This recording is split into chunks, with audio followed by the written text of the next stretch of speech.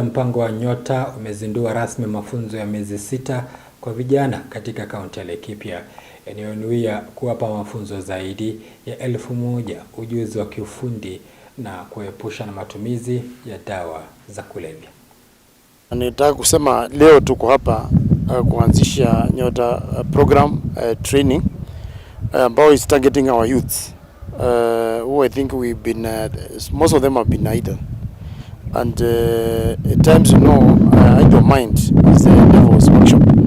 So kulingana leo wa youth ambao wako hapa nimeona watakuwa occupied for 20 days first. Watakuwa na kwa classes before they are deployed to different institution and sectors for on job experience. Wana youth wetu kwanza tudumize discipline, nidhamu lazima iwe mbele na wajitume, kwa sababu bali na mafunzo ambayo watapata the upkeep is well taken care of. Watakuwa wanatoka wanakuja napata mafunzo na wamelipiwa kila kitu na wanapata kitu kuweka kwa mfuko, wakienda nyumbani wawe sasa at least on something. So ningetaka ku encourage wale wengine waanze kuja. Each ward was allocated 75 youth for the training. They will be here with us for the next 20 days, upon which, after graduations, they are going to be placed with the master craftsmen, whereby they will be trained for another 5 months, after which they will get certificates from NITA.